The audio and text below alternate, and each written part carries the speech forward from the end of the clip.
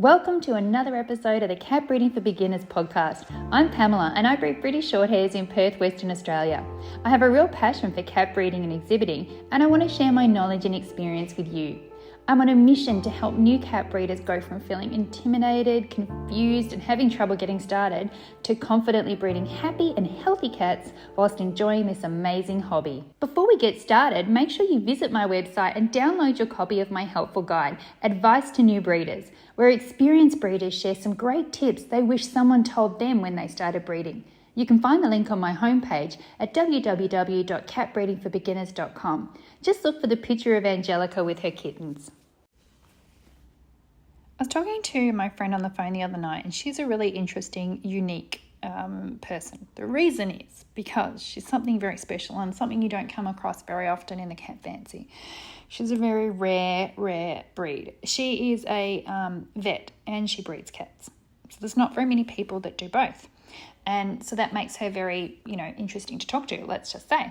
And we were talking about medications, and we got to talking about how, and I didn't even really think about this until this morning when I was feeding a little kitten, and I opened up the cupboard that I have the formula in, and I have a ton of medication in there. I have a ton of different medications. I have painkillers, I have a lot of stuff. I have antibiotics, I have all sorts of things.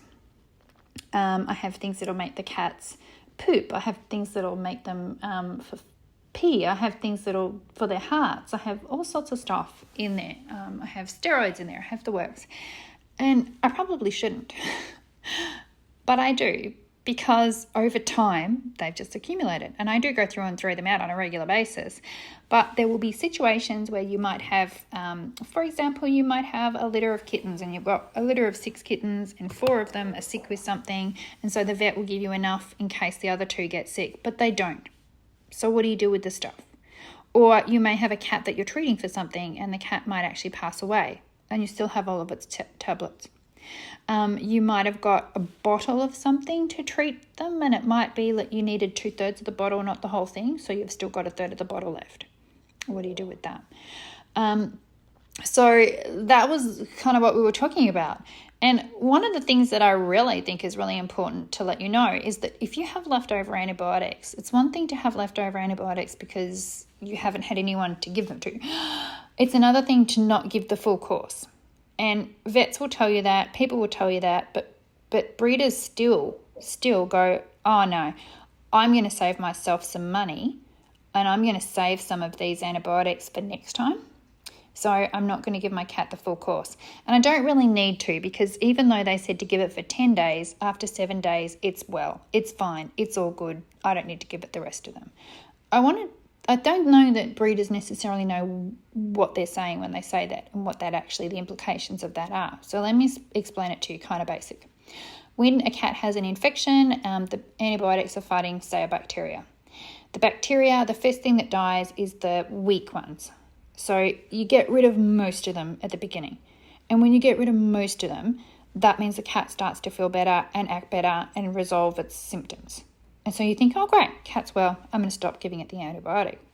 Problem is, those ones, that's just the weak ones. The stronger bacteria are left behind because you haven't killed it yet.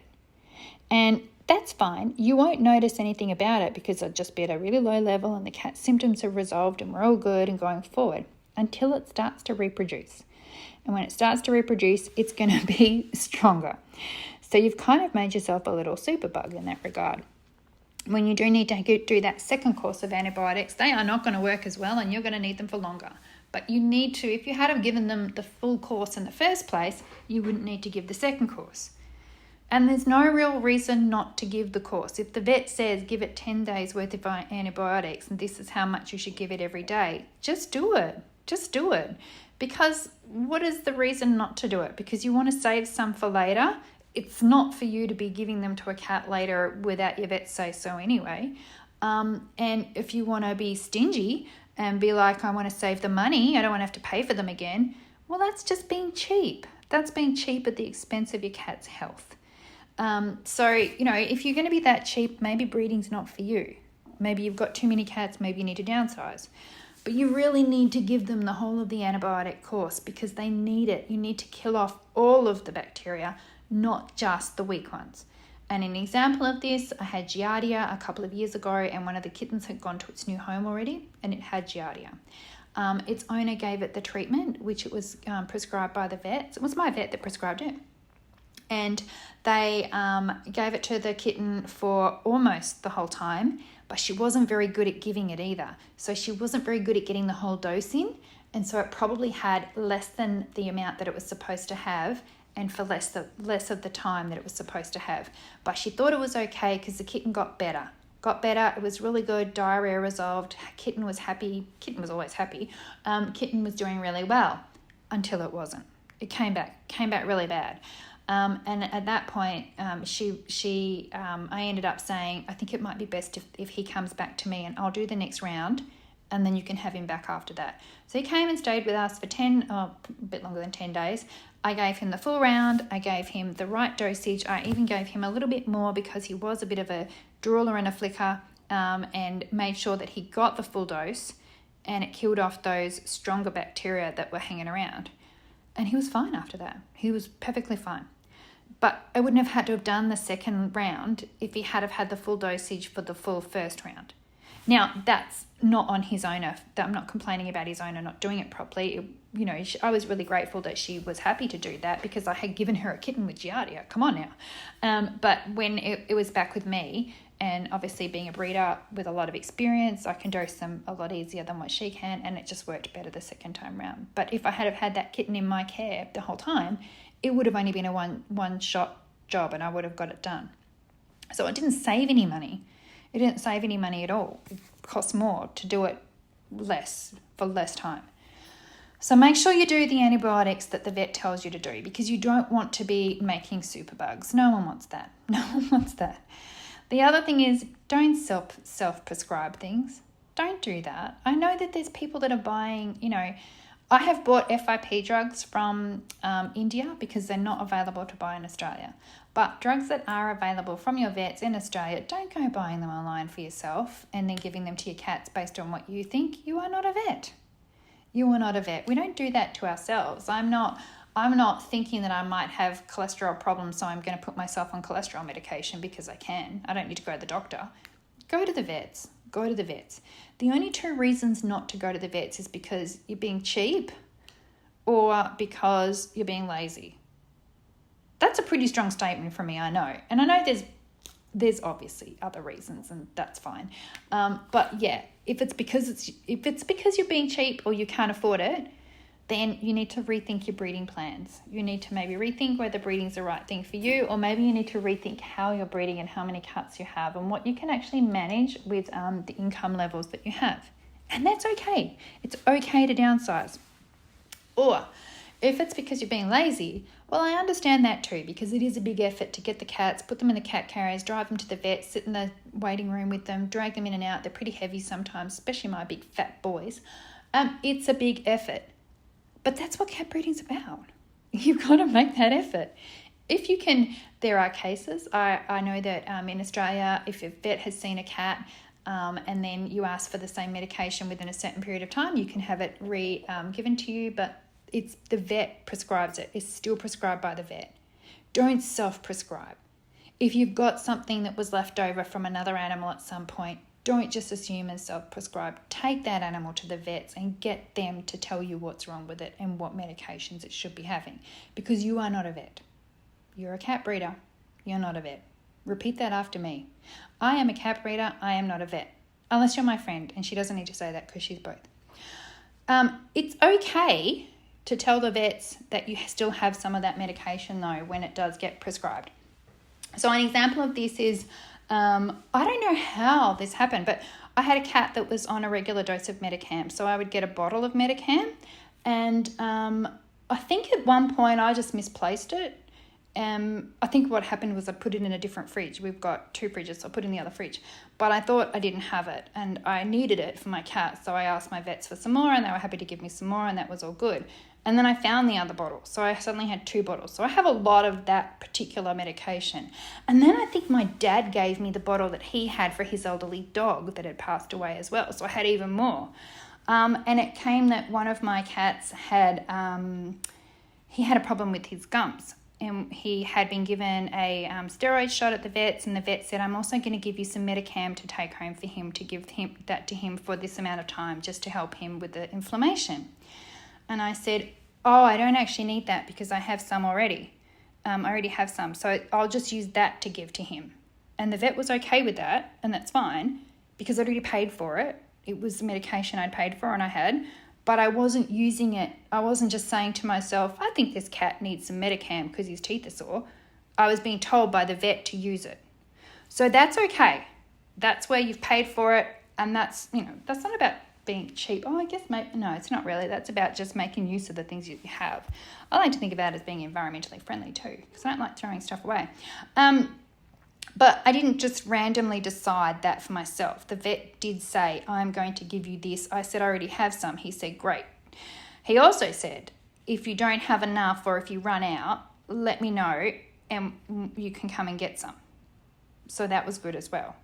So if you have medications like that, don't be afraid to tell your vet, I've already got some of that because of this. And over the time, like if you're a brand new breeder, you've probably got a small medicine box. After you've been breeding 20 years, you've got a whole cupboard. But it's just like if I went through and said, where did this come from? Where did that come from? I think I would be, I know that I've got, for example, a antibiotic in the cupboard there that just needs to be made up with water so that it's the one that you give to kittens. I know I have a box of that, and I know why I have a box of that. That was, I think that was for when I had a problem with some kittens, and the vet gave me enough for the kittens, but it wouldn't be enough if they needed a couple of more days of treatment.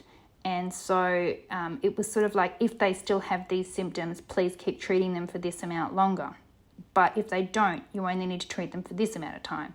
And it wasn't enough to just have one bottle, I needed to have two. And even if I had if I needed to treat them for that extra time, I was only going to take about 2 doses out of that next bottle, and then we'd be done. So it ended up that they were fine and I didn't need to give them that second bottle. So I have it just sitting there. So next time the vet says to me, oh, I'm going to give you some of this particular antibiotic, I can say, I don't need that. I've got a fresh box at home. I'll make it up when I get home and give it to them. But I haven't gone, that kitten's got diarrhea. I'm going to make up that box of antibiotics and give it to it. I haven't done that. I've still gone back to my vets and been told by my vets what to use. It just so happens that I have it for some reason. And over time, you will accumulate stuff. The other thing that's really not okay is to be saying to the vets, can I just have a box of the antibiotic, or can I just have a packet of this, or can I just have, like I've never said to the vets, can I just have a bottle of Medicam, which is the anti-inflammatory and painkiller, can I just have a bottle of that just to have in case I need it? No, because I'm not going to be the one deciding in case I need it. If I need it, it's going to be because the vet's telling me, and then I'll be at the vet's and they will be able to give it to me. So I don't need to have that kind of medication, because if my cats are sick, I take them to the vet's. And that's kind of what I'm trying to say. Everything should go back to your vets. Your vets should be the people prescribing your medication. They should be the people that are telling you what medications to use, the dosage to use. You should follow the dosage they recommend. That is their job. They are the experts. You can do more damage than good messing around and playing vets on your own. And just because you can order stuff from overseas and you can get it in and you can give it to your cats yourself, it doesn't actually mean that you should. Anyway, that's just my 2 cents on that. Maybe one day I'll post a photo. I know I've shared the photo of the cupboard that I have with my new cat breeders in my new cat breeders club, because I was it was actually really messy at the time. I've cleaned it up since then, so it's now nice and tidy. It also contains all of my formula, boxes of formula, my little tubs of impact for first feeding. I've got all my needles in there. I've got all of my syringes in there. It's just basically my medical cupboard for my cats, and it just happens that there's a lot of medications in there too. Some weird and wonderful things that I've accumulated over the years. And also make sure that if stuff's out of date, you throw it away. It's medication. A lot of it's not that I don't think it goes off as much as it just isn't viable anymore.